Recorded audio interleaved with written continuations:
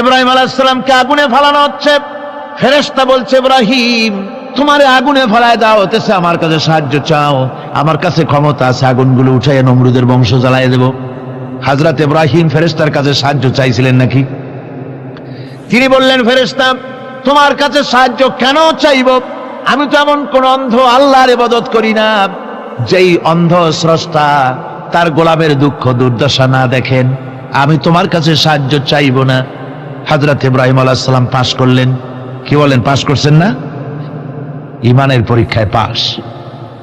আগুনের মধ্যে হযরত ইব্রাহিমকে যখন ফেলানো হচ্ছে, রব্বুল আলামিন আগুনের প্রতি নোটিশ করে দিলেন, ইয়া নারু কুনি বারদাও ওয়া সালামান আলা ইব্রাহিম। আগুন আমার ইব্রাহিমের জন্য শান্তিদায়ক ঠান্ডা হয়ে যা।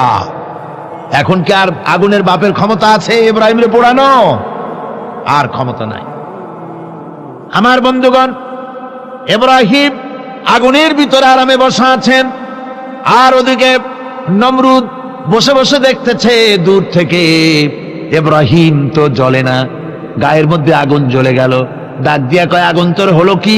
কেন জ্বালাইতে পারিস না আমার দুশ্মন রে? হলোটা কি তোর? তোর কি জ্বালানো শক্তি বন্ধ হয়ে গেল নাকি? আগুনের ভিতর থেকে জবাব এলো, নমরুদ রে, আমার ভিতরে জ্বালানো শক্তি আছে কি নাই যদি প্রমাণ করতে চাও, টেস্ট করতে চাও, তুই নিজে আয়, তোরে শুদ্ধ তামাম দুনিয়া জ্বালাই দিতে পারি, ইব্রাহিমের এক গাছা পশমও জ্বালাই দিতে পারি না। তার কারণ হচ্ছে আমি হচ্ছি মাখলুক, আল্লাহ হচ্ছেন খালিক। আল্লাহ আমাকে বলেছেন না জ্বালাতে, তুমি 1000 বার বললেও আমি ইব্রাহিমকে জ্বালাইতে পারবো না। কোরআনে কারিমে ঘটনা বলে মুমিনদেরকে সাহস দেওয়া হচ্ছে, মুমিনেরা দ্বীনের কাজ করতে গিয়ে বিপদ আবাজ আসবে, ইমানের দাবি হলো বিপদ আসবে, আর বিপদ আসলে ঘাবড়ায় যেও না, মুসিবতে পড়ে চিন্তায় পেরেশানে হয়রান হয়ে যেও না। বিশ্বকবি আল্লামা ইকবাল কি সুন্দর করে বলেছেন, আজ ভি হোক জু ইব্রাহিম কা ইমা पैदा आग कर सकती है एक अंदाज गुलिस्तां पैदा। ইব্রাহিমের ঈমান যদি আজিও কোথাও হয় বিদ্যমান, করতে পারেন অগ্নিকুণ্ডে খুবসুরত এক গুলিস্তান। আজও যদি আগুনের ভিতরে কোন নমরুদ কোন ইব্রাহিমকে যদি ফেলে দেয়, আল্লাহ রাব্বুল আলামিন আজও আগুনকে ফুলের বাগান বানায়া দিবেন। সুবহানাল্লাহ। ভয় পাওয়ার কারণ নাই, চিন্তা করার কোনো কারণ নাই। আমার বন্ধুগণ, একবার রাসূল পাক সাল্লাল্লাহু আলাইহি সাল্লামের কাছে একজন মুশরিক এসেছেন, তার কাছে একটা ভাঙ্গা মূর্তি। হুজুর জিজ্ঞেস করলেন, তোমার মূর্তিটা ভাঙা কেন? লোকটি বলল যে এটি হচ্ছে আমার খোদা, একে আমি সব সময় সাথে রাখি, না জানি কোন সময় কোন বিপদে পড়ি, এই জন্য সাথে রাখি বিপদ থেকে বাঁচার জন্য।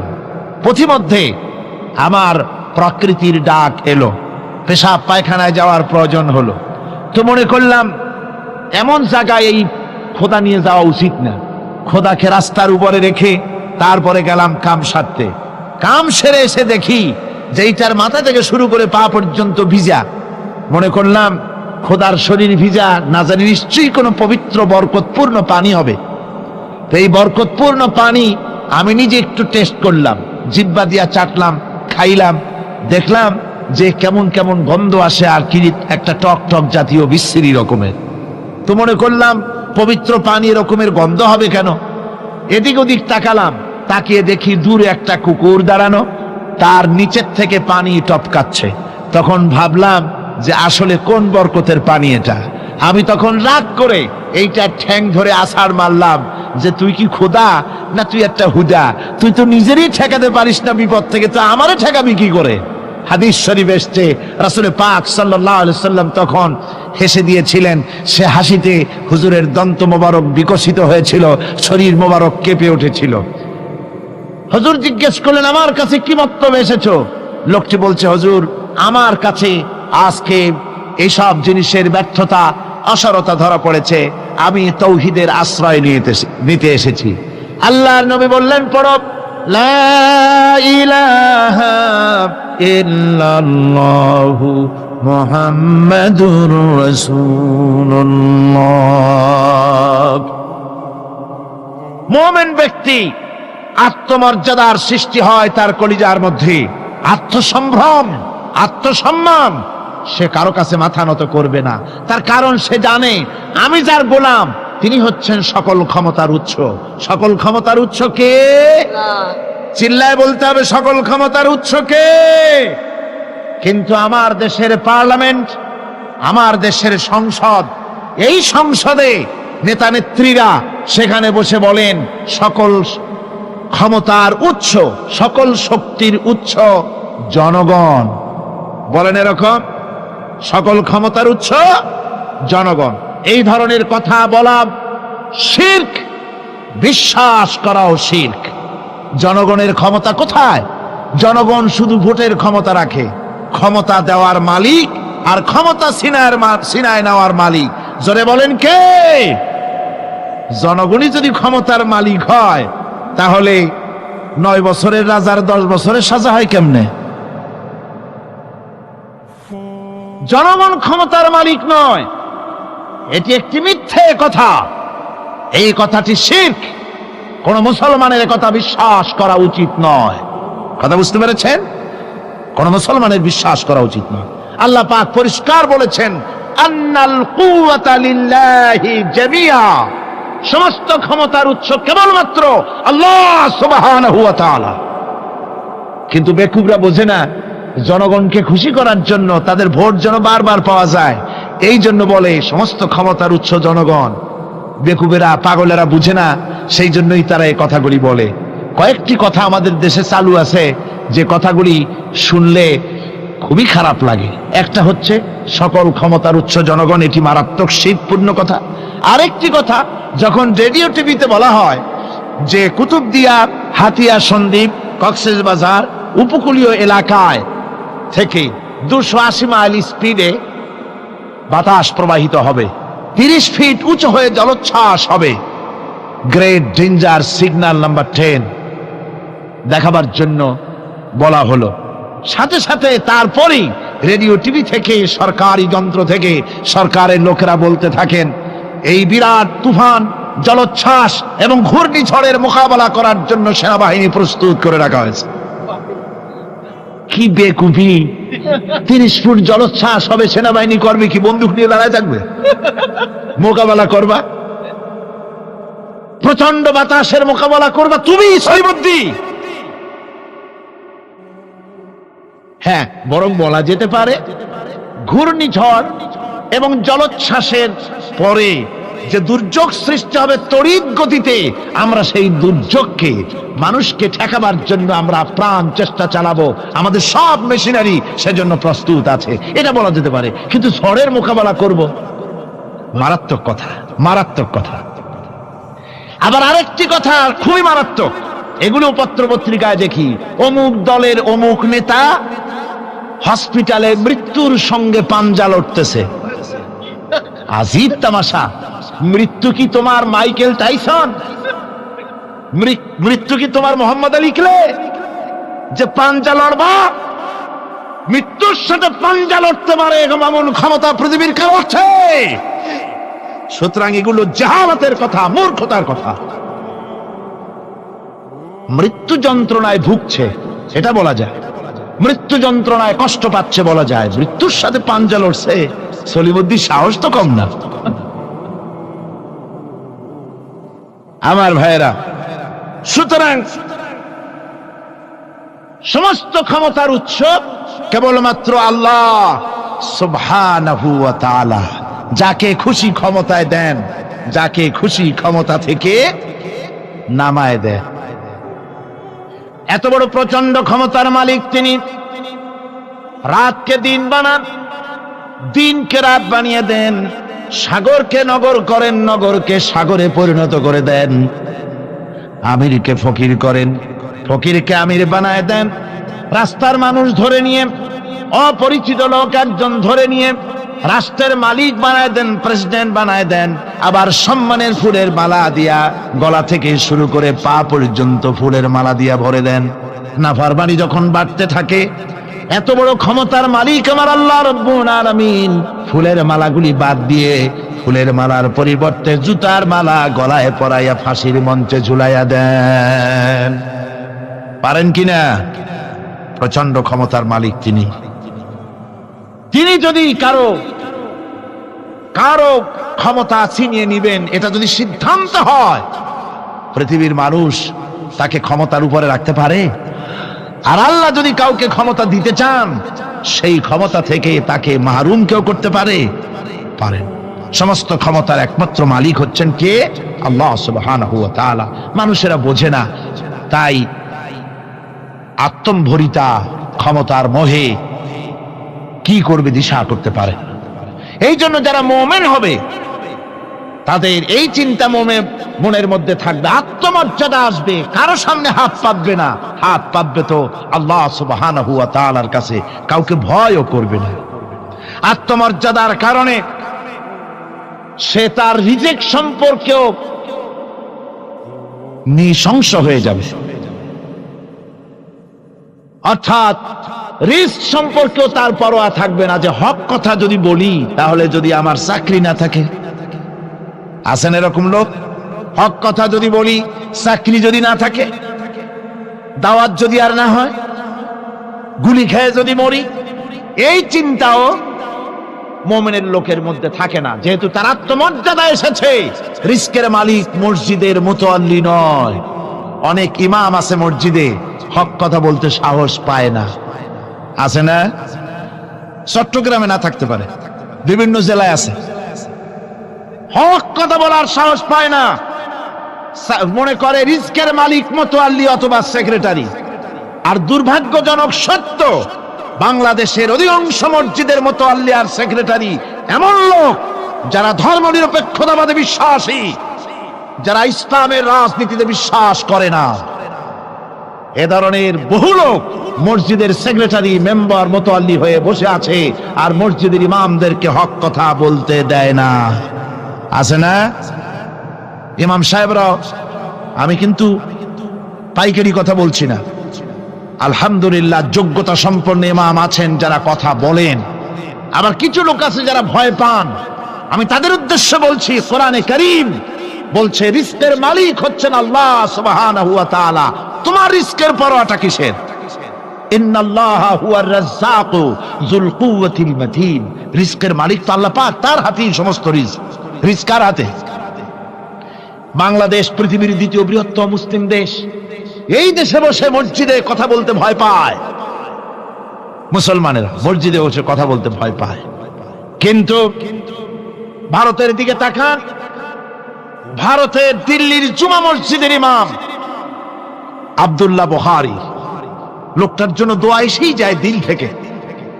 যখন কলকাতার হাইকোর্টে কোরআনে কারীমকে ব্যান করে দেওয়ার জন্য মামলা দায়ের করা হলো,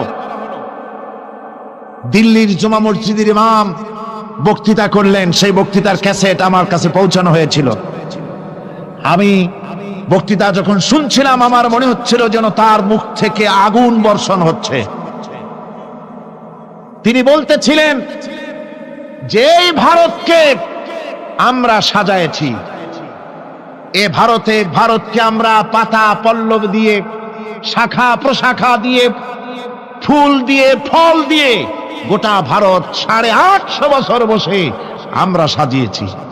এ ভারতের কুতুব মিনার আমার, এ ভারতের তাজমহল, শীষমহল, এ ভারতের দেওয়ানি আম, দেওয়ানি খাস, এ ভারতের যা কিছু দেখার, যা কিছু সৌন্দর্য সব মুসলমানেরা করেছে। সেই মুসলমানদের কলিজা, সেই মুসলমানদের রূহ, গোটা পৃথিবীর মুসলমানদের মহৎ, পৃথিবীর শ্রেষ্ঠ নেয়ামত আল্লাহ রাব্বুল আলামিনের আখেরি কালাম কোরআনের বিরুদ্ধে কেস হয়েছে। আব্দুল্লাহ বুখারী বলছেন, এই কোরআনের বিরুদ্ধে কোরআন ব্যান করার মতো রায় যদি ভারতের কোন জজ মুখ দিয়ে উচ্চারণ করে কোরআন ব্যান করা হলো, তিনি বলছেন আমি ভারতের জুমা মসজিদের ইমাম শুধু নই, ভারতের 20 কোটি মুসলমানের ইমাম আমি। তিনি বলছেন তিনি বলছেন, যদি কোরআনে কারীমকে ব্যান করার রায় ঘোষণা করবে যে জজ, সে জজকে আমি পায়ের নিচে পাড়ায় ধরে বাম হাত দিয়ে তার জিহ্বাটা টেনে ছিঁড়ে ফেলে দেব। আমার দেশে ভারতের মসজিদের ভেতরে ইমামরা যে কথা বলতে সাহস পায়, আমার দেশের মসজিদের অনেক ইমাম আগে যারা একটু সাহস পেত, এখন আবার অনেকের মধ্যে কোন কোন জেলায়, চিটাগং না কিন্তু কোন কোন জেলায় সাহস একটু কমে গেছে। তার কারণ কিছু বেয়াদব রাজনীতিক তারা বলেছে মসজিদের মধ্যে রাজনীতি করতে দেওয়া হবে না। ওরা হচ্ছে বেয়াদব। জোরে বলেন ওরা কি? আরো জোরে বলেন ওই সব রাজনীতিবিদরা কি? তার কারণ হচ্ছে মসজিদে কি বলা হবে আর কি বলা হবে না তোমার মতো বেয়াদব রাজনীতিবিদের কাছ থেকে তাকেও জিজ্ঞেস করবে না। এ ফয়সালা হয়েছে 1400 বছর আগে। মসজিদে কি বলতে হবে আর না হবে তা শিক্ষা দিয়েছেন জনাবে মুহাম্মদ রাসূলুল্লাহ সাল্লাল্লাহু আলাইহি ওয়াসাল্লাম। ওলামাদেরকে মসজিদে ইমামতি যারা করে তারা হচ্ছে ইমাম নেতা। তোমরা তাদের সাথে আদব করতে হবে। তারা কি বলবে আর কি বলবে না ডিকটেট করার অধিকার কারো নাই। অধিকার আছে। সুতরাং আলিমদেরকে, মুমিনদেরকে, যারা নাকি কালেমা পড়ে মুসলমান হয়, তাদের সকলের এই সাহস মনের মধ্যে আসা দরকার, ব্যক্তিত্ব আসা দরকার। কারো পরোয়া নাই, পরোয়া করব শুধুমাত্র আল্লাহর। রিস্কের মালিক তিনি। আল্লাহ রাব্বুল আলামিন বলেছেন, ওয়ামা মিন দাব্বাতিন ফিল আরদি ইল্লা আলাল্লাহি রিজকুহা। এই পৃথিবীর বুকে এমন কোন বিচরণশীল জীব নাই যে জীবের রিস্কের দায়িত্ব আমি আল্লাহ আমার নিজ হাতে গ্রহণ করি নাই। সব জীবের রিস্কের চাবি আমার হাতে। কার হাতে? তাহলে ভয়টা কিসের? আপনার একটা পেট, তাই নিয়ে এত চিন্তা। অথচ এই পৃথিবীতে আল্লাহ পাক বলেন অসংখ্য প্রাণী আছে যাদের কোনো সঞ্চয় নাই। শকুনের মরা গরু অনেকগুলি ব্যাংকে জমা আছে নাকি? কবে কোথায় একটা মরা গরু পাইছে আর খোঁজ নাই, খবর নাই। ওগুলা কি না খাইয়া মরতে দেখছেন রাস্তায় পথে ঘাটে? সুবহানাল্লাহ বিহামদিহি। অসংখ্য প্রাণী এভাবে দুনিয়া আছে। আল্লাহ রাব্বুল আলামিন বলেন যাদের কোনো সঞ্চয় নাই, যারা কোনো সঞ্চয় করে না, এ ধরনের সাপগুলি, শিয়ালগুলি, বাঘগুলি, পাখিগুলি, জলচর প্রাণী, স্থলচর প্রাণী আর অন্তরিক্ষে মহাশূন্যে উড়ে বেড়ায় যে সব প্রাণী, এ ধরনের শত সহস্র কোটি কোটি প্রাণী, তারা সকাল বেলায় খালি পেট নিয়ে বেরিয়ে যায়। খালি পেট নিয়ে সকাল বেলায় বেরিয়ে গেল, আবার সন্ধ্যায় যখন বাসায় ফেরে সমস্ত প্রাণীগুলির পেট আল্লাহ রব্বুল আলামিন ভরে দেন। সুবহানাল্লাহ। একটা প্রাণীও খালি পেটে বাড়ি ফেরে না। সুবহানাল্লাহ, সুবহানাল্লাহ। অথচ তাদের কিন্তু জন্ম নিয়ন্ত্রণের ব্যবস্থাও নাই। জঙ্গলে যত প্রাণী আছে তারা কি কোনোদিন মিছিল করে এসে বলেছে বাংলাদেশ সরকার আমাদের জঙ্গলের মধ্যে কোনো খোঁজ খবর তো আপনারা রাখেন না, এখানে বাচ্চা কাচ্চা বেশি হইতেছে আর খাওয়াইতে পারি না, এবার কিছু পরিবার পরিকল্পনার ওষুধপত্র পাঠান? কোনোদিন বলেছে? বলে নাই, বলবেও না। কে খাওয়ায়? আল্লাহ পাক খাওয়া, আল্লাহ পাক খাওয়া। সুতরাং আল্লাহ রাব্বুল আলামিন রিস্কের মালিক, একথা বিশ্বাস করতে হবে। সেই বিশ্বাসের অর্থ এই নয় যে আপনি চুপ করে বসে থাকবেন আর ফেরেশতারা রান্না করে আপনারে রূপচাঁদা মাছ খাওয়াই দিয়ে যাবে, এরকম না। বিশ্বাস করতে হবে, কাজ করতে হবে, এর ফলে আল্লাহ রাব্বুল আলামিন রিস্কের ব্যবস্থা করবেন। ঈমান আনার পর প্রথম যে কোয়ালিটিটা হবে সেই কোয়ালিটি হচ্ছে পার্সোনালিটি, আত্মসম্ভ্রম, আত্মমর্যাদা। দুনিয়ায় কারোর সামনে মাথা সে নত করবে না, মাথা নত করবে কেবলমাত্র আল্লাহর কাছে। সে বিশ্বাস করবে খাইরিহি ওয়া শাররিহি মিনাল্লাহি তাআলা। ভালো মন্দ সব কার কাছ থেকে হয়? আল্লাহর কাছ থেকে হয়। সে কিছুতেই বিশ্বাস করবে না যে কোনো মাজারের কাছে গেলে, কবরের কাছে গেলে আমার তকদির পাল্টে যাবে। কোন মোমেন তা বিশ্বাস করবে না। কথা বুঝতে পেরেছেন? ভালো করার মন্দ করার সবটা মালিক আল্লাহ সুবহানাহু ওয়া তাআলা। এরপরে 2 নম্বরের যে কোয়ালিটি সৃষ্টি হবে মুমিনের মধ্যে ঈমান আনার পর, সে গুণটা হচ্ছে সে বিনয়ী হবে। বিনয়, বিনম্রতা তার এক বৈশিষ্ট্য হবে। বিনয় এবং বিনম্রতার বৈশিষ্ট্য হবে। তার কারণ হচ্ছে ঈমান আনার পরে সে জানতে পেরেছে আল্লাহ রাব্বুল আলামিনের কর্তৃত্ব থেকে বেরিয়ে আসার ক্ষমতা কারো নাই। অহংকার করে যাব কোথায়? আস্ফালন করে যাব কোথায়? আল্লাহর রাজত্বের বাইরে, আল্লাহর ক্ষমতার বাইরে যাওয়ার ক্ষমতা তো কারোই নাই। সুতরাং অহংকার তার মধ্যে জায়গা পাবে না।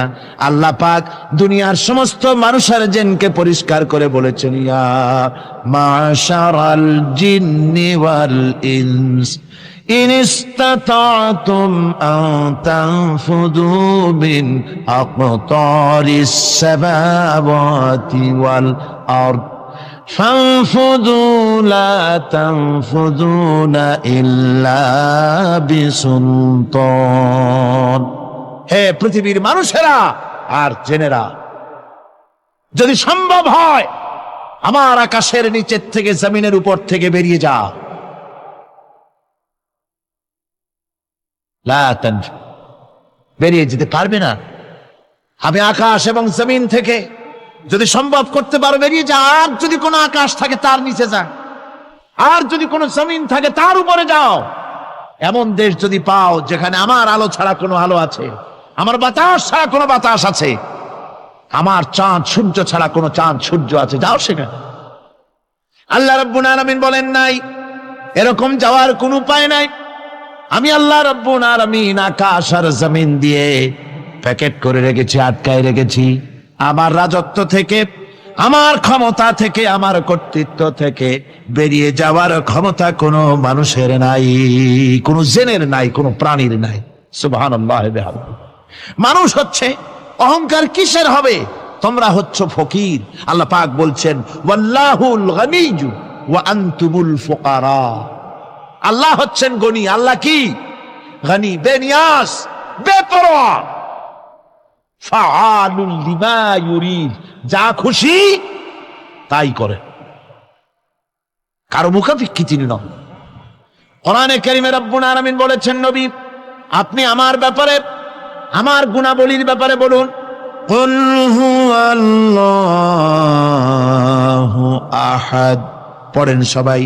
কুল হুয়াল্লাহু আহাদ আল্লাহুস সামাদ লাম ইয়ালিদ ওয়া লাম ইউলাদ ওয়া লাম ইয়াকুল লাহু কুফুয়ান আহাদ। আল্লাহ পাক বলেন, বান্দারে ও আমার নবী আপনি বলুন, আল্লাহ পাক এক এবং একক, তিনি নিরঙ্কুশ, তিনি বেনিয়াস, তিনি কারো মুখাপেক্ষী নন, তিনি কাউকে জন্ম দেন নাই, তাকেও কেউ জন্ম দেয়নি। আকাশ এবং জমিনে আল্লাহর সমকক্ষ কেউ নাই। তোমরা হচ্ছ ফকির আর আমি আল্লাহ হচ্ছে বেনিয়াস। লিল্লাহি মা ফিস সামাওয়াতি ওয়া মা ফিল আরদ, আকাশে যা আছে, জমিনে যা আছে, সব আল্লাহর। সব কার? আল্লাহ পাকের। সুতরাং কিসের অহংকার, কিসের মাতবাড়ি? মানুষ পেছনের কথা ভুলে যায়, মোটেই চিন্তা করে না। একটু আগে যারা ক্ষমতায় ছিল আজকে তারা ক্ষমতা হারা, আজকে যারা ক্ষমতায় এলো তারা আবার ক্ষমতা মসনদে বসে দুনিয়ার সব বিপদ আপদ ভুলে যায়। কি করে আরো বেশি লুটপাট করা যায়, আরো বেশি মানুষকে শোষণ করা যায়, মানুষ এই চিন্তাই করে। অহংকারে, ক্ষমতার দর্পে ফেটে পড়ে, চিন্তা করে না পেছনের কথা। আল্লাহ রাব্বুল আলামিন বলেন, যারা নাকি মুমিন বান্দাদের বিনয় এবং বিনম্রতা তাদের মধ্যে সৃষ্টি হয়ে যাবে, তার কারণ হলো আল্লাহ পাক বলেছেন ولا تمش في الأرض مرحا إنك لن تخرق الأرض ولن تبلغ الجبال طولا ولا تمش في الأرض مرحا আমার জমিনের উপরে অহংকার করে পা ফেলো না। তুমি কি পারবে অহংকার করে আমার জমিনটাকে ফাটাই দিতে? কি বলেন, পারা যাবে? অহংকার করে জমিনের উপরে লাথি মারেন জোরে, জমিন ফাটবে? ফাটবে না, আপনার পা ছিঁড়ে যাবে। আপনি কি পারবেন অহংকার করে পাহাড়ের উচ্চতা লাফ দিয়ে ছাড়াই যেতে পারবেন? তাও পারবেন না। সুতরাং আল্লাহ পাকের উপরে ঈমান আনলে পরে তাদের মাথা এভাবে নত হয়ে যায়, অহংকার তাদের মধ্যে জায়গা পায় না। অহংকার কিসের অহংকার তোমার? মানুষ তার জন্মের কথা, কোরআনে কারীম বলে মানুষ কি তার জন্মের কথা স্মরণ করে না? তোমার তো এমন অবস্থা ছিল, দুনিয়ায় উল্লেখযোগ্য বিষয়বস্তু হিসাবে তুমি পরিগণিত ছিলে না। তুমি হচ্ছ, তোমার জন্মের উৎস কথা হচ্ছে এক ফোঁটা নাপাক পানি, এমন নাপাক পানি যা শরীর থেকে নির্গত হলে পরে গোসল করা ওয়াজিব হয়ে যায়, এমন এক ফোঁটা নাপাক পানি যার জন্মের উৎস, তার আবার অহংকার কিসের? পৃথিবীতে অহংকার যারাই করলো আল্লাহ পাক তাদেরকে ভালো করে দেখায় দিলেন। নমরুদকে দেখায়ছেন, ফেরাউনকে দেখায়ছেন, যুগের ছোট ছোট নমরুদ ফেরাউন যেখানে যেখানে খুদে খুদে ফেরাউন হয়েছে আল্লাহ সকলকেই দেখিয়ে দিয়েছেন, দেন নাই? দেখিয়ে দিয়েছেন। সুতরাং মাথা নিচু করে চলতে হবে, বিদ্যার বড়াই করা চলবে না। কত লেখাপড়া করেছো তুমি? এমএ পাস করেছো, তাতে কি হয়েছে? সবে মাত্র বর্ণবোধ পড়েছো, জ্ঞানের রাজ্যে পা ঢুকিয়েছো, এখনো কিছু শেখনি। টাইটেল পাস করেছো, তো কি হয়েছে? কদ্দুর শিখেছো? নিউটনের মতো মানুষ মৃত্যুর সময় বললেন, জ্ঞান সমুদ্রের বেলাভূমিতে দাঁড়িয়ে সামান্য বালু কণা নিয়ে নাড়াচাড়া করলাম, অথই সমুদ্রের কিছুই দেখতে পারলাম না।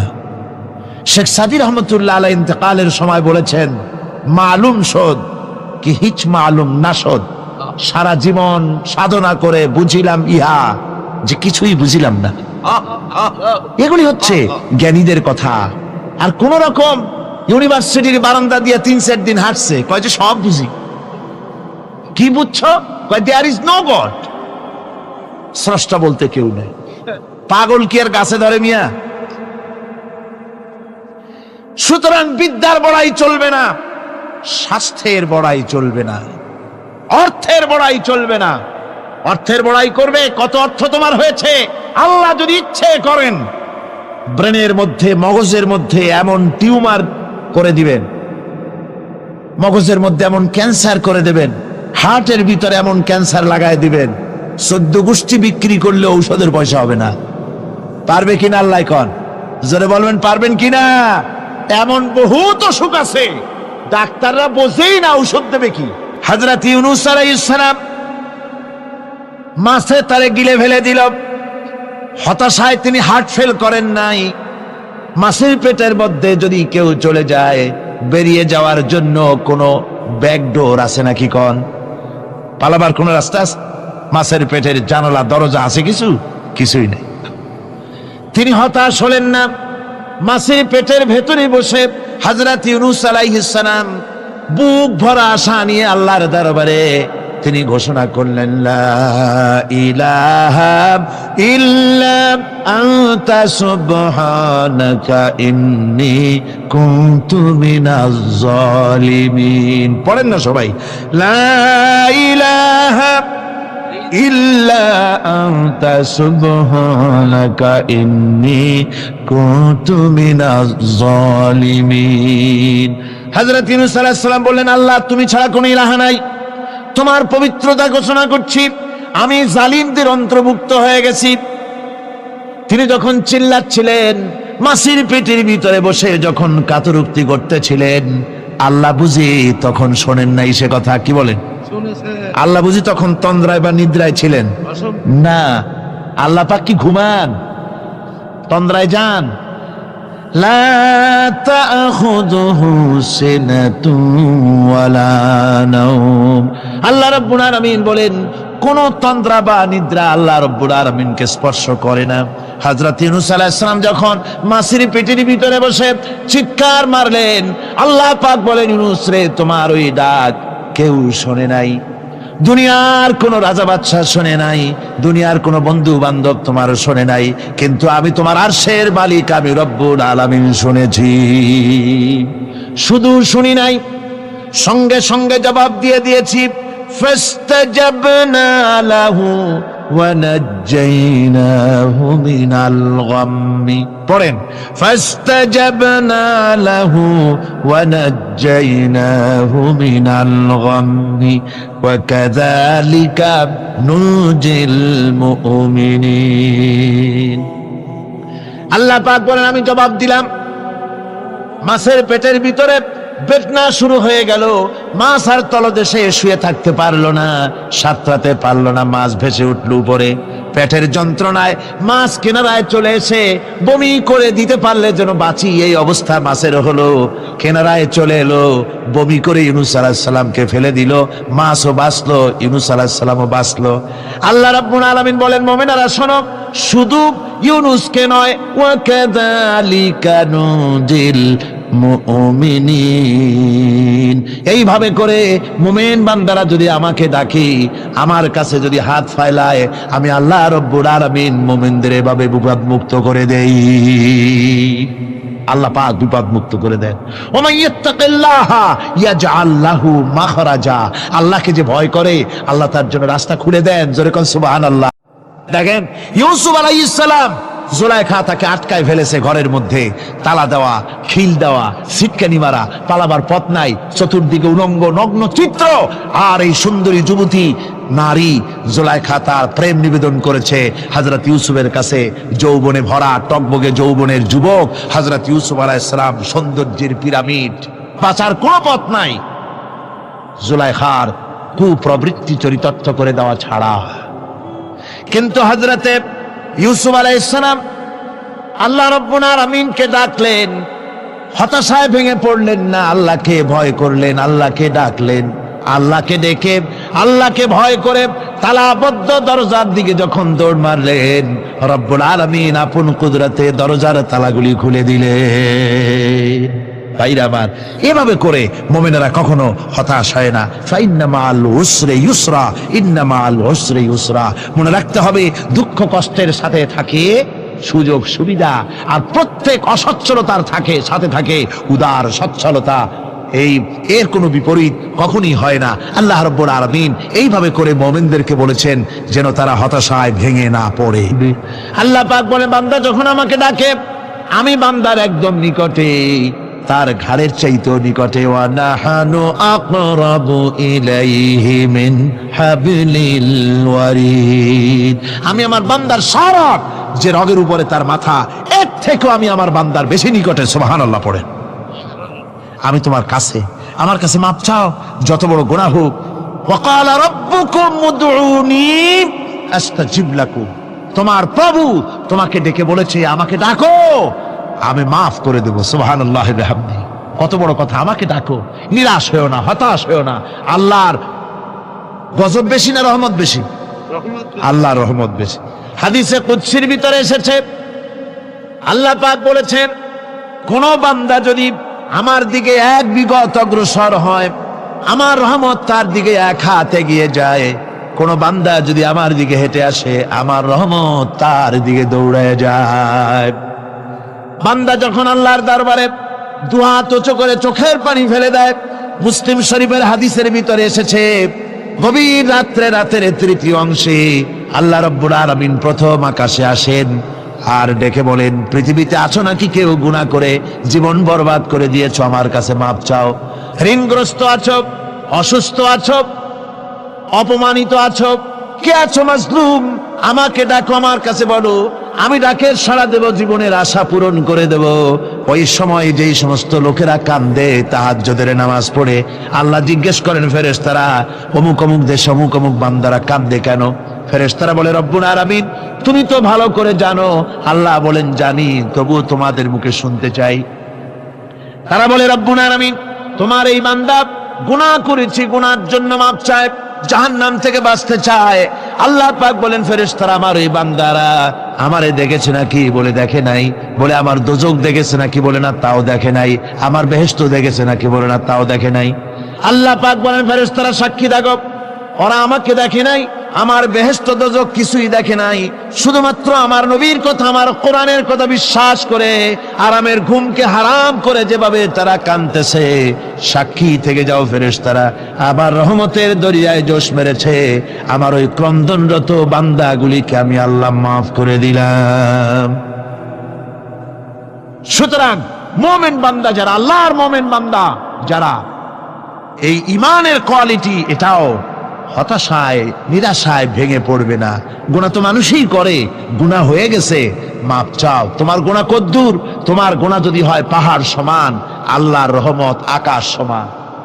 জাহান্নামের কঠিন শাস্তি থেকে বাঁচতে হলে আল্লাহর প্রতি ঈমান আনতে হবে। আর ঈমান আনলে যে কোয়ালিটিগুলি হওয়া উচিত, সেগুলি আমি আপনাদের সামনে আলোচনা করছি।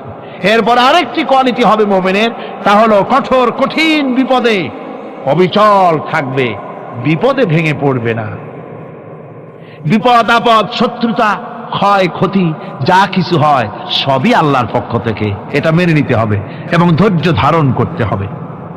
বিপদ মুসিবত শুধু উম্মতের জন্য নয়, দুনিয়ার সমস্ত নবীদের বিপদ এসেছে, হয় নাই? নবীদের বিপদ আসে নাই?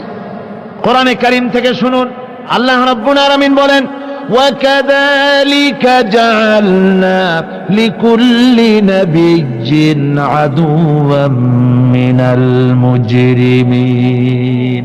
আল্লাহ পাক বলেন এমনি করে আমি সকল নবীদের শত্রু বানিয়ে দিয়েছি সব পাপিষ্ঠ আর অপরাধ প্রবণ লোকদেরকে। প্রত্যেক যুগে নবীদের শত্রু ছিল, প্রত্যেক যুগে নবীদের কি ছিল? শত্রু ছিল। সে শত্রু কারা ছিল? আল্লাহ পাক বলছেন নবীদের শত্রু ছিল পাপিষ্ঠ আর অপরাধ প্রবণ লোক, এরাই ছিল নবীদের দুশমন। রাসূলগণের অবস্থা যদি এই হয়, তাহলে তার উম্মত, ওই দিনের ধারক বাহক যারা, তাদের বুঝি বিপদ আপদ হবে না? নাকি হবে কিনা? তো ইসলামের বিরোধিতা যারা করে, কোরআনের পরিভাষায় বলা হয়েছে ইসলামের দুশমন, নবীদের দুশমন। দুনিয়ার সব পাপিষ্ঠ আর অপরাধ প্রবণ লোকেরাই ইসলামের দুশমন হয়, নবীদের দুশমন হয়। আজও দেখেন, আজও তাকিয়ে দেখেন, ইসলামী আন্দোলনের বিরোধিতা যারা করে তারা পাপিষ্ঠ চরিত্রের কিনা তাকায় দেখেন, খুঁজে দেখেন, সর্বত্র খুঁজে দেখুন, খুঁজে দেখুন। যারা ইসলামী আন্দোলনের বিরোধিতা করে, যারা ইসলামকে মিটিয়ে দেওয়ার চেষ্টা করতেছে, যারা ইসলামকে মৌলবাদ বলে, ইসলামকে সাম্প্রদায়িক বলে, কোরআনে কারীমের কথা কত স্পষ্ট যে নবীদের দুশমন হয়, ইসলামের দুশমন হয় মুজরিম লোকেরা, অপরাধ প্রবণ আর পাপিষ্ঠ লোকেরা। আজও আমরা দেখতে পাই এই শ্রেণীর লোকেরা পাপিষ্ঠ এবং সবচাইতে সমাজের নিকৃষ্ট ধরনের চরিত্রহীন লোক। নামাজ নাই। আপনি খুঁজে দেখেন ইসলামী আন্দোলনের বিরোধিতা যারা করছে, যারা নেতৃত্ব দিচ্ছে, নামাজ নাই, রোজা নাই, চরিত্র নাই, হজ নাই, যাকাত নাই, মদ, জুয়া, জেনা, ব্যভিচার ইত্যাদিতে লিপ্ত। চেহারা দেখলে ছেলেপেলেরা 2 গ্লাস পানি খায় ভর ছোটে। কথা ঠিক কি দেখো? এই হলো অবস্থা। মারে কেন? মুমিনদেরকে, পয়গম্বরদেরকে, সাহাবীদেরকে এবং ঈমানদারদেরকে মারে কেন? তার কারণ হচ্ছে আল্লাহ রাব্বুল আলামিন বলেছেন ওয়ামা নাকামু মিনহুম ইল্লা আইয়ুমিনু বিল্লাহিল আজিজিল হামিদ। কাফিররা ঈমানদার লোকদেরকে অন্য কোন অপরাধী নির্যাতন চালায় না, নির্যাতন চালায় শুধু এই কারণে যেহেতু মুমিন লোকেরা পরাক্রমশালী, আল্লাহ রাব্বুল আলামিনের দ্বীনকে কায়েম করতে চায়, তার উপরে ঈমান এনেছে, এই কারণেই তারা মারে। ঠিক কিনা কর? যুগে যুগে নবীদের উপরে, সাহাবীদের উপরে যে অত্যাচার হয়েছে, সে অত্যাচার এই কারণেই হয়েছে, অন্য কোনো কারণে নয়। এই কঠিন বিপদে অবিচলতা এবং ধৈর্যের দৃষ্টান্ত নবীগণ পেশ করেছেন পৃথিবীর বুকে। আমরা দেখেছি ইব্রাহিম আলাইহিসসালামকে আগুনে ফালানো হয়েছে, আছে না কোরআন শরীফে? আমি কিন্তু গল্প করতেছি না, সব কোরআনের কথা। কিসের কথা? ইব্রাহিম আলাইহিস সালামকে আগুনে ফালানো হচ্ছে। অপরাধ কি?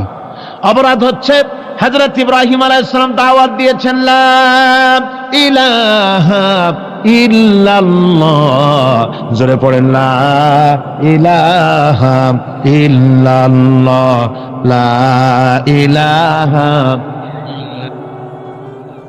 লা ইলাহা ইল্লাল্লাহ মুহাম্মাদুর রাসূলুল্লাহ।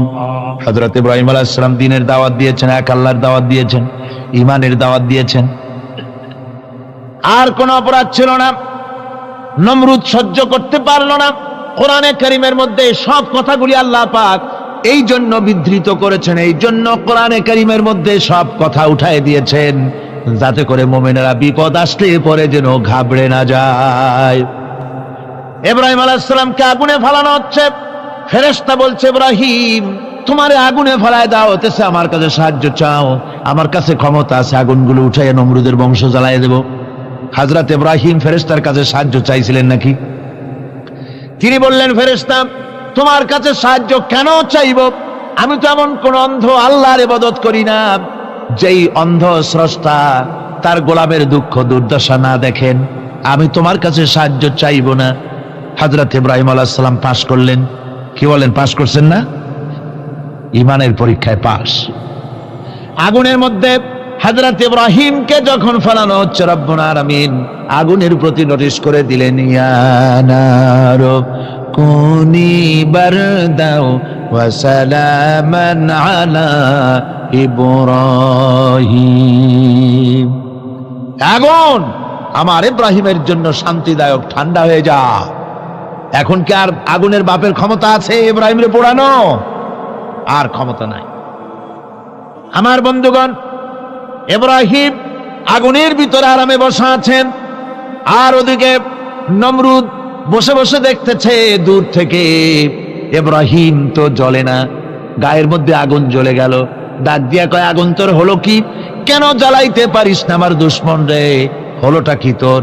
তোর কি জ্বালানো শক্তি বন্ধ হয়ে গেল নাকি? আগুনের ভিতর থেকে জবাব এলো, নমরুদ রে, আমার ভিতরে জ্বালানো শক্তি আছে কি নাই যদি প্রমাণ করতে চাও, টেস্ট করতে চাও, তুই নিজে আয়, তোরে শুদ্ধ তামাম দুনিয়া জ্বালাই দিতে পারি, ইব্রাহিমের এক গাছা পশমও জ্বালাই দিতে পারি না। তার কারণ হচ্ছে আমি হচ্ছি মাখলুক, আল্লাহ হচ্ছেন খালিক। আল্লাহ আমাকে বলেছেন না জ্বালাতে, তুমি 1000 বার বললেও আমি ইব্রাহিমকে জ্বালাইতে পারবো না। কোরআনে কারিমে ঘটনা বলে মুমিনদেরকে সাহস দেওয়া হচ্ছে, মুমিনেরা দ্বীনের কাজ করতে গিয়ে বিপদ আবাজ আসবে, ইমানের দাবি হলো বিপদ আসবে, আর বিপদ আসলে ঘাবড়ায় যেও না, মুসিবতে পড়ে চিন্তায় পেরেশানে হয়রান হয়ে যেও না। বিশ্বকবি আল্লামা ইকবাল কি সুন্দর করে বলেছেন, আজ ভি হোক জু ইব্রাহিম কা ইমা पैदा आग कर सकती है एक अंदाज गुलिस्तां पैदा। ইব্রাহিমের ঈমান যদি আজিও কোথাও হয় বিদ্যমান, করতে পারেন অগ্নিকুণ্ডে খুবসুরত এক গুলিস্তান। আজও যদি আগুনের ভিতরে কোন নমরুদ কোন ইব্রাহিমকে যদি ফেলে দেয়, আল্লাহ রাব্বুল আলামিন আজও আগুনকে ফুলের বাগান বানায়া দিবেন। সুবহানাল্লাহ। ভয় পাওয়ার কারণ নাই, চিন্তা করার কোনো কারণ নাই। আমার বন্ধুগণ, হযরতে হুদ আলাইহিস সালামকে যখন সমাজের লোকেরা, রাষ্ট্রের লোকেরা ঘিরে ফেলে দিল, সমাজ শক্তি, রাষ্ট্র শক্তি যখন তাকে ঘিরে ফেলে দিল, ষড়যন্ত্রের পাহাড় তুলে দিল, তারে মেরে ফেলে দিবে, হযরত হুদ দেশ থেকে তা পালায় গেলেন না, ভয় পেলেন না। হযরতে হুদ আলাইহিস সালাম বললেন, কোরআনে কারিমে হযরত হুদের কথা কোট করা হলো, ফাকিদুনি জামিআন সুম্মা লা তুনজিরুন। সম্মিলিতভাবে ষড়যন্ত্র করো আমার বিরুদ্ধে, সবাই মিলে ষড়যন্ত্র করো, সুম্মা লা তুনজিরুন, আর আমাকে এতটুকু অবকাশ তোমরা দিও না। ইন্নী তাওয়াক্কালতু আলাল্লাহি রাব্বি ওয়া রাব্বিকুম, আমি ভরসা করেছি সেই আল্লাহর উপরে যার কুদরতি হাতের ভেতরে, যিনি আমাদের রব তোমাদেরও রব, আর যার কুদরতি হাতের ভিতরে তামাম পৃথিবীর জানগুলি যার হাতে, সে আল্লাহর উপরে ভরসা করেছি। ষড়যন্ত্র যদ্দূর আছে করতে থাকো, আমি ষড়যন্ত্র পরোয়া করি না। সুবহানাল্লাহ পড়েন। এটাই হলো মুমিনের কোয়ালিটি। শুধু ঈমান, লা ইলাহা ইল্লাল্লাহু মুহাম্মাদুর রাসূলুল্লাহ, গরুর গোশত খাই, আর রবিউল মাস আসলে পরে ইয়া নবী সালাম আলাইকা, ইয়া রাসূল সালাম আলাইকা, তারপরে গরম গরম জিলাপি আর রসগোল্লা খাইলাম খুব বেশি করিয়া, এর নাম মুমিন নয়। মুমিন হচ্ছে তার চলায় ফেরায় ওঠায় বসায় সাহসিকতার এক আন্দাজ তৈরি হবে সে।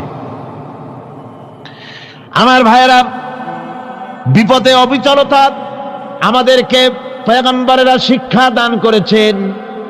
আমরা দেখতে পেয়েছি বিশ্বনবী জনাবে মুহাম্মদুর রাসূলুল্লাহ সাল্লাল্লাহু আলাইহি ওয়াসাল্লাম হিজরতের রাত, কাফেররা চতুর্দিকে দাঁড়ানো, হযরত জিবরাইল এসে বলেন, ইয়া রাসূলুল্লাহ, হে কাফেররা চতুর্দিকে ঘিরে দাঁড়িয়েছে, গভীর রাত, এখন হাতে তাদের তরবারি, সকাল হলে পরেই তারা আপনাকে মেরে ফেলে দিবে, তাড়াতাড়ি ওঠেন, মদিনার দিকে চলে যান। আল্লাহ নবী ঘুমের থেকে জেগে হযরত আলীকে ডেকে বলেন, আলী, আল্লাহ অর্ডার করেছেন, আমি মদিনায় চললাম, আমার বিছানার পরে আমার চাদর গায়ে দিয়ে শুয়ে থাকো। হযরত আলী বলেন, আল্লাহর হাবিব, আপনার চাদর গায়ে দিয়ে ঘুমিয়ে থাকবো, সকালবেলায় কাফির বেঈমানেরা আপনার বিছানার পরে আপনার চাদর গায়ে দেওয়া অবস্থায় আমি আলীকে তারা মুহাম্মদ মনে করবে, আর আমি আলীকে নবী মনে করে তারা তাদের তরবারি দিয়া কেটে কেটে টুকরা টুকরা করে আমারে বিদায় করে দেবে দুনিয়া থেকে। এতটুকুনো পরোয়া করি না, বরং আমার দিলের মধ্যে এটাই তৃপ্তি থাকবে যে আমি আলীর জীবনের বিনিময় আল্লাহর হাবিব দুনিয়ায় বেঁচে আছেন। নবীজি ঘরের থেকে বেরোলেন, চতুর্দিকে কাফেররা দাঁড়ানো, আল্লাহ নবী হাতে এক মুষ্টি বালু হাতে নিয়ে শাহাতেল বজু পড়ে তিনবার দম করে বালুগুলো ছেড়ে দিলেন। বালিগুলি ঘরের চতুর্দিকে কাফেরদের চোখে চলে গেল। পরবর্তী সময় রব্বুল আলামিন ডেকে বলেন, নবীরে, বালি যখন নিক্ষেপ আপনি করেছিলেন, ধুলাগুলি আপনি তো শুধু নিক্ষেপ করেছিলেন, কিন্তু চতুর্দিকে কাফেরদের চোখে গেল কেমনে? একদিকে মেরেছিলেন, সেই দিকেই তো যাওয়ার কথা ছিল, চতুর্দিকের কাফেরের চোখে চোখে সেগুলো পৌঁছে গেল কেমনে? ওয়ামা রামাইতা ইদ রামাইতা ওয়ালাকিন্নাল্লাহ রামা। আপনি নিক্ষেপ করেন নাই, যখন আপনি নিক্ষেপ করেছিলেন আপনি তো শুধু বালু কণা ছেড়েছেন, আর ওই বালু কণাগুলি ঘরের চতুর্দিকে সব কাফেরদের চোখে পৌঁছবার দায়িত্ব আমার কুদরত গ্রহণ করেছিল। আমার ভাইয়েরা, নবীজি বিপদে, এতগুলি শত্রু তরবারি নিয়ে তিনি বিপদে ধৈর্যহারা হন নাই, আস্তে করে ঘরের থেকে বেরিয়ে হযরত আবু বকরের বাড়িতে গিয়ে হাজির। দরজায় গিয়ে আওয়াজ দিলেন, আবু বকর। অমনি দরজা খুলে গেল, লাব্বাইক ওয়া সাদাইক। হুজুর বলেন, আবু বকর রে, একটা ডাকে কেমনে সাড়া দিলে? তুমি কি ঘুমাইছিলে না? হযরত আবু বকর বলেন, হুজুর, আপনি বলেছেন আমাকে নিয়ে হিজরত করবেন, আমি মনে মনে চিন্তা করেছি, না জানি কত রাত্রে নবীজি আসেন, উঠতে যদি আমার দেরি হয়ে যায়, নবীজি যদি দরজার কাছে দাঁড়ায় দাঁড়ায় আমারে ডাকাডাকি করে, আর আমি যদি ঘুমায় থাকি, তাহলে আল্লাহর নবীর সঙ্গে বেয়াদবি হয়ে যাবে। এই মনে করে বিছানায় না ঘুমাইয়া আপনার গলার আওয়াজ শোনার জন্য এই দরজার সঙ্গে পিঠ লাগাইয়া লাগাইয়া দাঁড়াইয়া ঘুমাচ্ছিলাম। আল্লাহর নবী হযরত আবু বকরকে সঙ্গে করে নিয়ে চললেন মদিনার দিকে, উল্টা পথে রওনা করলেন। বারবার কাবা শরীফের দিকে তাকাতে লাগলেন। বুখারী শরীফে এসেছে, নবীজি বারবার কাবার দিকে তাকিয়ে বলতেছেন, রে কাবা, বড় আশা ছিল তোর কাছে থাকবো, তোর খেদমত করব, কিন্তু তোর নিষ্ঠুর সন্তানেরা তোর কাছে আমারে থাকতে দিল না রে। আল্লাহ নবী মিসফালা দিয়ে জাবালে কেদোয়ার উপর দিয়ে চলে গেলেন জাবালে সুরে। গুহার কাছে যখন গিয়েছেন, হযরত রক্ত হয়ে গেল। হযরত আবু বকর রাদিয়াল্লাহু তাআলা আনহু বলছেন, হুজুর, আর উপায় নাই, দিন হয়ে গেল, এখন বুঝি ধরা পড়ে যাব, ওই গুহার মধ্যে গিয়ে আশ্রয় নেই। তবে আপনি দাঁড়ান, গুহার ভিতরেই পাহাড়িয়া গুহা, বিচ্ছু থাকতে পারে, সাপ থাকতে পারে, আমি আগে ঢুকি, যদি কোনো হিংস্র প্রাণী থাকে আমার উপর দিয়ে আঘাত হয়ে যাক, আল্লাহর নবী হেফাজতে থাকুন। হযরত আবু বকর রাদিয়াল্লাহু তাআলা আনহু গুহার ভিতরে নামলেন। নেমে গুহা সাফ করে হুজুরকে ডাকলেন। হুজুর তাশরীফ ফরমালেন গুহার মধ্যে। হুজুর বলেন, আবু বকর, হেঁটে হেঁটে কষ্ট হয়ে গেছে, তুমি বসো, তোমার উরুর উপরে মাথা রেখে আমি একটু ঘুমায়ে যাই। আল্লাহর হাবিব ঘুমায় গেলেন। হযরত আবু বকর লক্ষ্য করে দেখেন চতুর্দিকে অনেকগুলি গর্ত দেখা যায়। এই গর্ত থেকে সাপ আসতে পারে, বিচ্ছু আসতে পারে মনে করে নিজের গায়ের চাদর ছিঁড়ে ছিঁড়ে গর্তগুলি বন্ধ করা শুরু করে দিলেন। কয়েকটা গর্ত বন্ধ করার মতো চাদর আর নাই, পাও দিয়ে চেপে ধরলেন। এক পাহাড়িয়া বিষধর সাপ বেরোবার জন্য চেষ্টা করে বেরোবার পথ খুঁজে না পেয়ে হযরত আবু বকরের পায়ের উপরে দংশন করেছে। বিষের যন্ত্রণায় হযরত আবু বকরের চোখ থেকে পানি দরদর করে পড়ছে। রাসূলুল্লাহর ঘুম ভেঙে গেল। আল্লাহর নবী তাকিয়ে বলেন, আবু বকর, চোখে পানি কেন? বাড়ির কথা বুঝি মনে পড়ে গেছে? হযরত আবু বকর বলেন, ইয়া রাসূলুল্লাহ, আল্লাহর নামে কসম করে বলি, যেই দিন আমি ঈমান এনেছি ওই দিন থেকে আমার মা বাপ, আমার কোলে আমার সন্তান, আমার স্ত্রী, আমার জায়গা জমি ঘর বাড়ি, এমনকি আমার নিজের আত্মার চাইতে হুজুর আপনারে ভালোবাসি বেশি। তাহলে কাঁদো কেন? হযরত আবু বকর বলেন, হুজুর, বাড়ির জন্য কাঁদি না, ছেলেপেলের জন্য কাঁদি না, সাপে দংশন করেছে, যন্ত্রণায় কাঁদতেছি।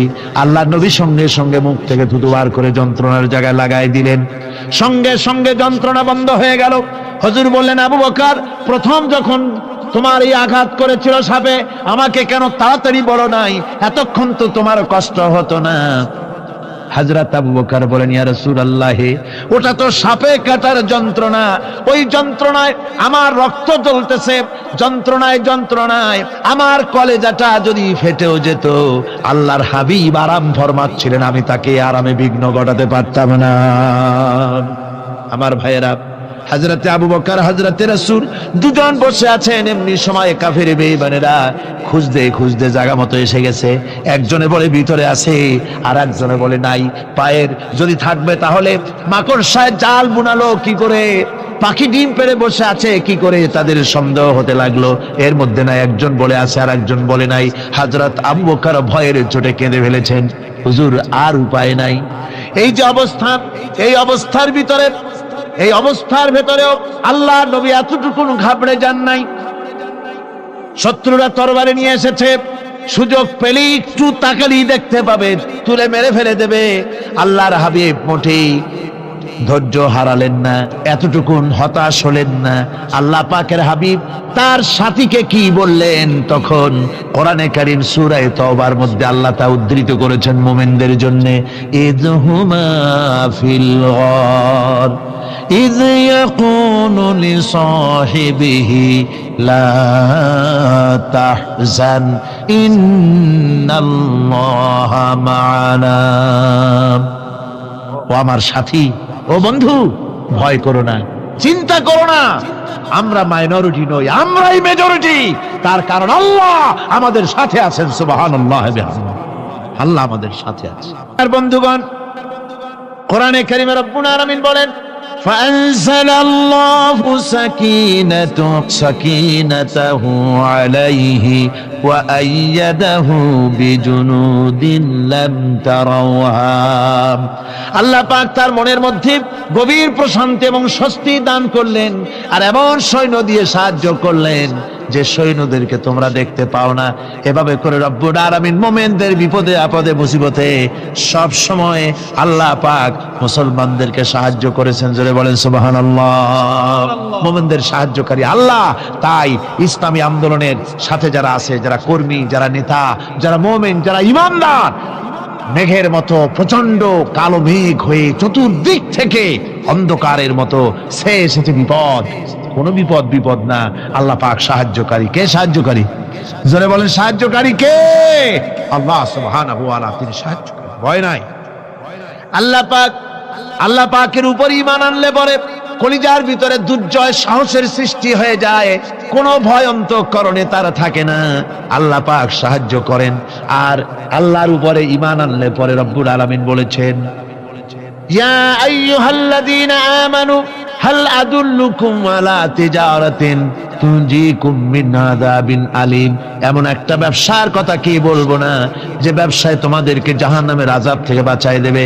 তার প্রথম কাজই হলো আল্লাহর প্রতি ঈমান আনা। ঈমান আনলে পরে এই সমস্ত গুণ তৈরি হয়ে যায়। আর ঈমানে সবচাইতে উপকৃত হয় সমাজের লোকেরা, রাষ্ট্রের লোকেরা, পরিবারের লোকেরা, দেশের মানুষ উপকৃত হয় মুমিনদের দিয়ে ঈমানের কারণে। তার কারণ হলো একজন মুমিন, একজন ব্যক্তি যখন ঈমানদার হয়, মুমিন হয়ে যায়, আল্লাহর প্রতি যখন প্রগাঢ় বিশ্বাস তার এসে যায়, তখন সেই ব্যক্তি নৈতিকতার মান তার বেড়ে যায়। জোরে বলেন সুবহানাল্লাহ। নৈতিক চরিত্রের উপরে সে প্রতিষ্ঠিত হয়, সে মিথ্যা বলতে সাহস পায় না। মুমিন ব্যক্তি মিথ্যা বলতে সাহস পায়? পায় না।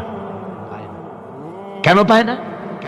মিথ্যা বলতে সাহস পায় না, ঠকাতে সাহস পায় না, ওজনে কম দিতে সাহস পায় না, শয়তানি বদমাশি করতে সাহস পায় না। তার কারণ হলো আল্লাহ পাক বলে দিয়েছেন, মুমিন কোরআনের ভিতরে পড়েছে, ইয ইয়াতালাক্কাল মুতালাক্কিয়ানি আনিল ইয়ামিনি ওয়া আনিশ শিমালি কাঈদ।